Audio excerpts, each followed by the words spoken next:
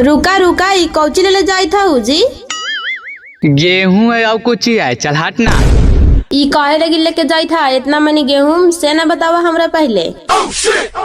ले जाई थी खैनी ना खैनी लेवे आओ काहेला। मनु इतना मनी गेहूं के खाई नहीं आवा है जी, तू कितना खाई खा। ई ना कहा कि दारू पिए लगी लेके जाई थी। हाँ मनो दारू पिए ले जाई थी तोरा का काहेला हो से ने कहीं। हमरा काहे लगी कौची रहा तो सब तो संपत्तियां बेच बेच के पी रहवे करनी है।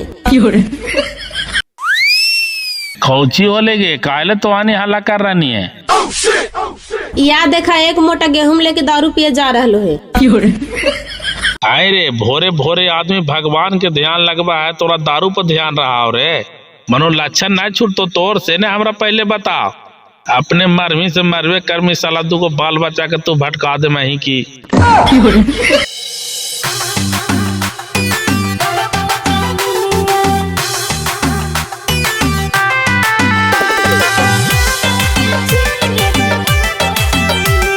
Mix by Ranjeet Yadav.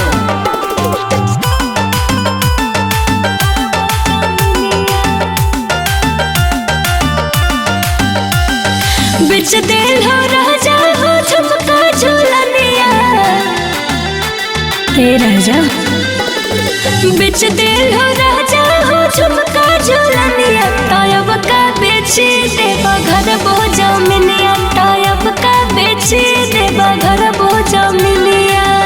हम पिया ही का तोरा बाप के कमाई गे, हम पिया ही का तोरा बाप के कमाई। जादे बोला मीता मौगी देवो मार के डेंगाई, जादे बोला मीता मौगी देवो मार के डेंगाई, जादे बोला मीता मौगी।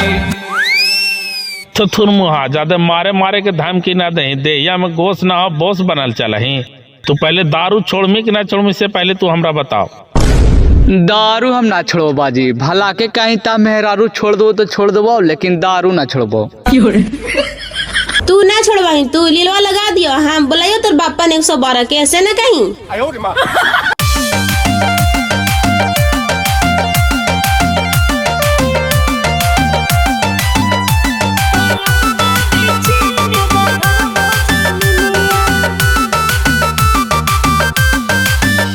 आगे चलता नहीं हमारा पर तोर शासन, कहे कारा हीरो जो पिए के घासन।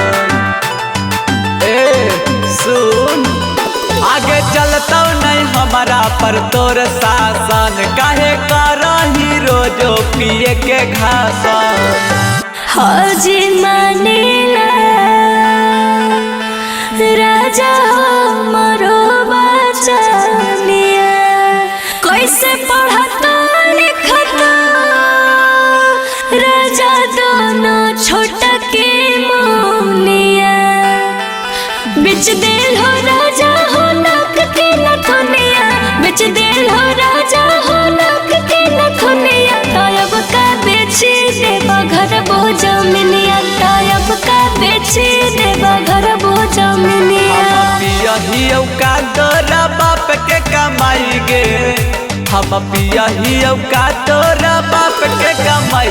जादे बोला मीता मौगी देवो मार के डेंगाई, जादे बोला मीता मौगी देवो मार के डेंगाई, जादे बोला मीता मौगी।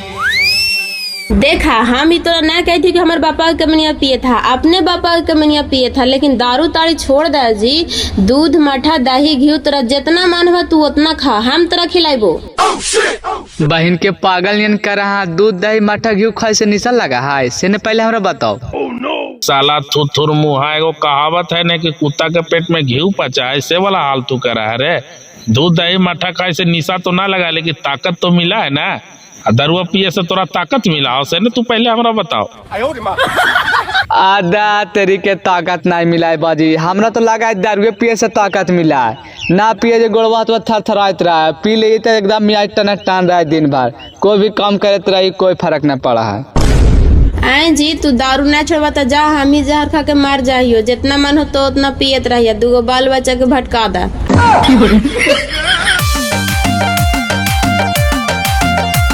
Bholenath recording studio Kariyatpur.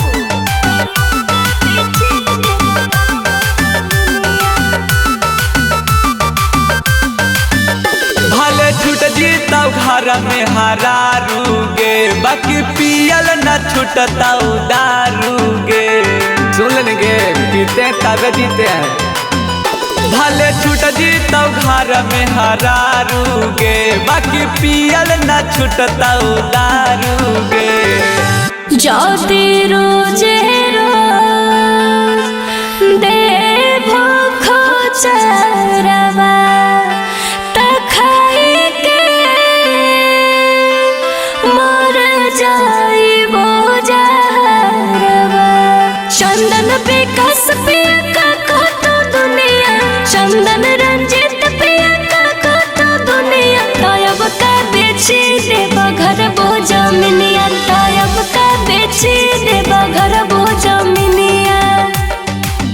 हम पियही का तोरा बाप के कमाई गे, हम पियही का तोरा बाप के कमाई। जादे बोल मीता मौगी देवो मार के डेंगाई, जादे बोल मीता मौगी देवो मार के डेंगाई, जादे बोल मीता मौगी। देखा जी तोरा हम हाथ जोड़ रही हो, दारू ताड़ी पिए ला छोड़ दा। कम से कम दूगो बाल बचा, थुनो खानियों के मुंह देखा। दारू ताड़ी पिए से तोरा कुछ हो जा, बीमारी धार लेता तो केकर सहारे ओखनी जीता है बतावा। बहन के तोरा का दिल को कि दारू ताड़ी पिए से बीमारी धरा है? दारू ताड़ी पिए वाला आदमी कभी देखनी है बीमार पड़े? अपने महीना में 4 बार सुई ले, हमरा कभी देखनी है सुई लेवे? दारुए ताड़ी पिए वाला आदमी ही नहीं रोग रहा है, समझ नहीं।